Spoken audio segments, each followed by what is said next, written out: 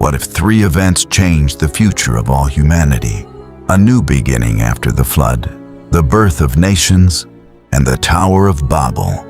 Let's discover the powerful lessons from Genesis 9, 10, and 11. What if the rainbow was never meant to be just a beautiful sight in the sky?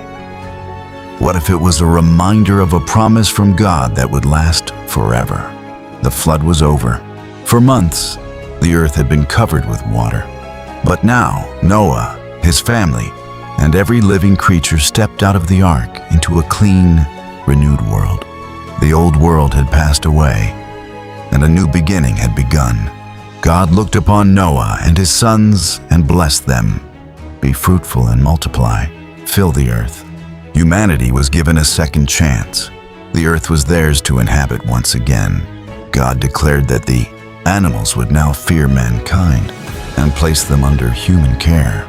He also allowed people to eat meat for food, but with one important command: do not eat meat with its lifeblood still in it, because life belongs to me. Then God spoke about the value of human life. Every person bears the image of God. Because of this, innocent human life is sacred and must never be treated lightly. Justice would be required for anyone who shed another person's blood. Then came one of the greatest promises in the entire Bible. God established an everlasting covenant with Noah, his descendants, and every living creature on earth. Never again will a flood destroy all life on the earth. To seal this promise, God placed a rainbow in the clouds. From that day forward, every rainbow would stand as a sign of God's mercy, His faithfulness, and His unbreakable covenant with creation. Years passed. Noah became a farmer and planted a vineyard. One day, after drinking too much wine, he became drunk and lay uncovered inside his tent. Ham saw his father's shame and went outside to tell his brothers. But Shem and Japheth chose a different path. With respect and honor, they placed a garment across their shoulders, walked backwards into the tent, and covered their father without looking at him. When Noah awoke and learned what had happened, he spoke prophetic words over his family. He declared a curse upon Canaan and blessings upon Shem and Japheth, revealing that the choices made in one generation could affect those that followed. Noah lived another 350 years after the flood. His life reached a total of 950 years before he died. Yet his greatest legacy was not simply surviving the flood. It was witnessing God's faithfulness. Even today, whenever a rainbow stretches across the sky, it reminds us of the promise God made to Noah, that he is faithful, merciful, and always keeps his word, because God's covenant never fades, and his promises never fail. After the great flood had passed and the earth began to flourish again, Noah's three sons, Shem, Ham, and Japheth, became the fathers of all the nations of the world. From Japheth came many families who spread across distant coastlands and islands. His sons, Gomer, Magog, Madai, Javan, Tubal, Meshech, and Tiras, grew into powerful nations. Their descendants settled in different lands, each developing their own languages, families, and cultures. From Ham came Cush, Mizraim, Phut, and Canaan. Among Cush's descendants was a man named Nimrod, who became famous as a mighty warrior and hunter.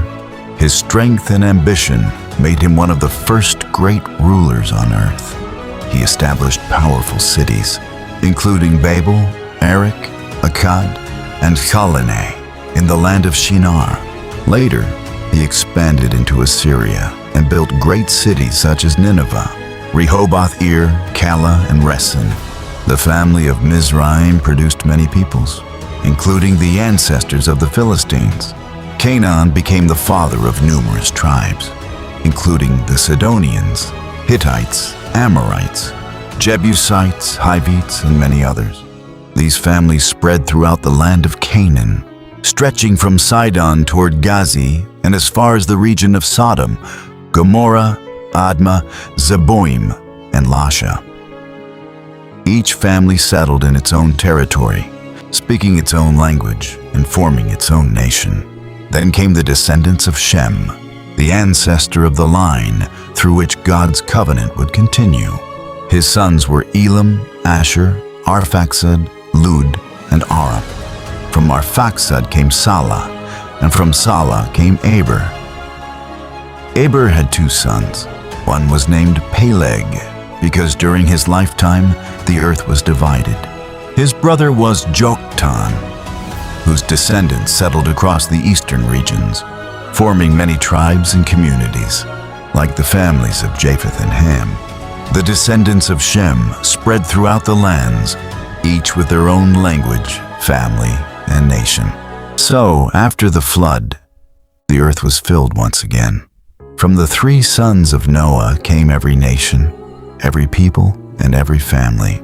As generations multiplied, they spread across the earth according to God's plan, laying the foundation for the nations that would shape the history of the world. After the great flood, the whole world spoke one language and understood one another perfectly. As the people journeyed eastward, they came to a wide, fertile plain in the land of Shinar and decided to settle there.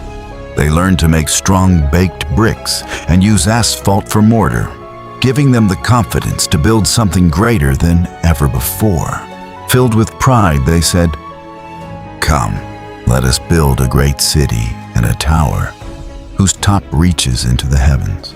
Let us make a name for ourselves so that we will not be scattered across the earth." Their hearts were focused on their own glory instead of honoring God. The Lord came down to see the city and the tower that mankind was building. He saw that the people were united with one language and one purpose, and that their pride would only continue to grow.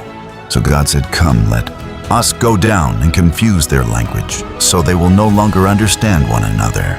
In an instant, confusion spread throughout the city. Friends could no longer understand friends.